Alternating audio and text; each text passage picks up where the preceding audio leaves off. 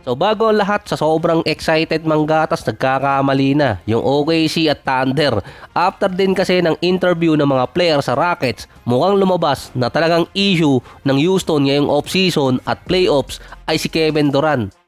Naalala ko tuloy yung sinabi dati ni Jalen Green noong nakaraang taon. Dadalhin niya sa playoffs yung Rockets, pero hindi naman niya sinabing maganda yung lalaroin niya. Nung dumating si Kevin Durant, ang expectation lang ng Rockets makalaro si KD ng mahigit 70 games or 60 games.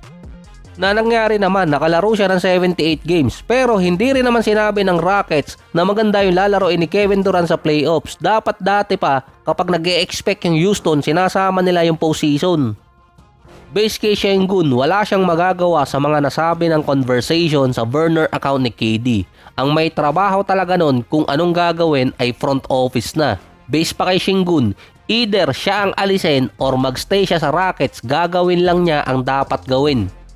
Dati ang Rockets ang dapat susunod sa Thunder. May young player tapos umaangat si Sengun, Jalen Green kasama si Amen Thompson at meron pa mga veteran role player. Mukhang ang susundan ngayon ng Houston ay Memphis. Dahil mukhang hinamon nila si LeBron dahil nga sa mga statement ng player ng Rockets na sinabing mas better team sila kontra sa Lakers at yung rumors na bago ang playoffs na mas preferred ng Rockets na makalaban ng Lakers dahil alam nilang kaya nilang talunin. Halos katulad nung Memphis nung 2023. At mula din noong 2023, nang dinimolish ni LeBron yung Memphis, doon nagka-lechon de leche ang karir ni Ja Morant hanggang sa umabot na lang na yung Memphis mag-rebuild. Based pa sa mga analyst, hindi pwedeng gawing leader ngayon ng team si Kevin Durant dahil sa scrutiny ng ginawa niya dati na nagiging distraction di umano sa team. Hindi rin naman kasi inamin ni KD pero iba na kasi yung reputasyon ni Kevin Durant dahil dati umamin siya. Ang narrative ngayon sinisira di umano ang credibility ni Kevin Durant kahit pa pinagtanggol siya ni Jabari Smith at ni Amen Thompson. Nagiging distraction na di umano si Kevin Durant para sa team. Isa pa doon, expected kasi na i-retain ng Rockets si Tari Eason. Hindi kasi siya napapirma nung nakarang off-season dahil nga sa kontrata ni Kevin Durant. Nagpababa na siya ng contract pero si Tari Eason kasi pwede pa makakuha ng malaking kontrata dahil pinag-aagawan din siya ng mga teams pagdating ng free agency. Hindi alam kung magi-stay si KD sa Rockets or si Sengun ang bitawan ng Houston dahil ngayon dinidikit din ang pangalan ni Kevin Durant sa Houston na pwedeng targetin para i-partner kay KD, hindi kay Sengun. Umalma na rin ang Clippers management regarding sa mga rumors dito kay Kawhi. Either i-trade si Sengun at ibang player ng Rockets papuntang Clippers kapalit ni Kawhi para makasama niya si Kevin Durant. Parang baliktad pa yung report na yun dahil imbes na si Kevin Durant ang matrade papuntang Clippers, si Sengun yung nilalagay sa rumors ngayon. Saktong walang SOCMED account itong si Kawhi. Dahil meron pa kasing isang team na naghahanap ng isang OG na superstar, ang Miami Heat. Naghahanap kasi sila ng pwedeng i-trade sa kanila. Hindi pa rin sumusuko. Si Tyler Hero di umano willing nang ipamigay ng Miami. Pero duda ako doon. Ang tagal na rin naman nasa rumors si Tyler Hero. Kasama rin doon si Kawhi na pwedeng makuha ng Miami. Pero ang sagot kasi ni Pat Riley sa mga rumors about kay Kawhi papuntang Miami Heat ay i-re-evaluate muna nila yung availability ng player.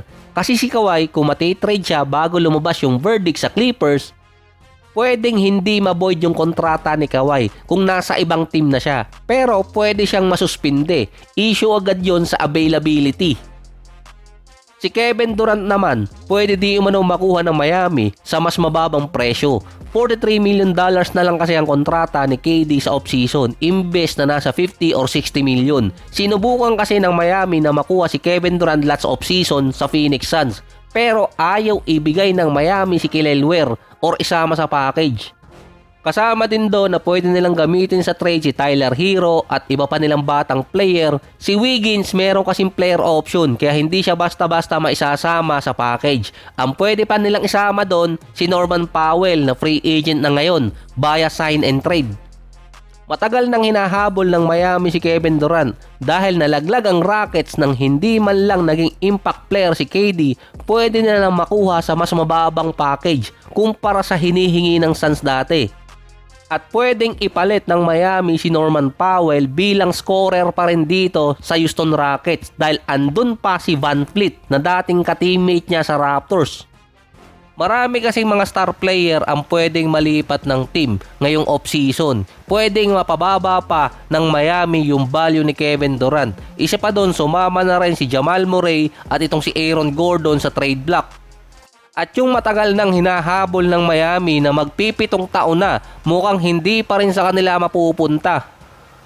Si Giannis naman, prime target di umano na makuha ng Blazers sa off-season dahil pwedeng i-recruit ni Damian Lillard.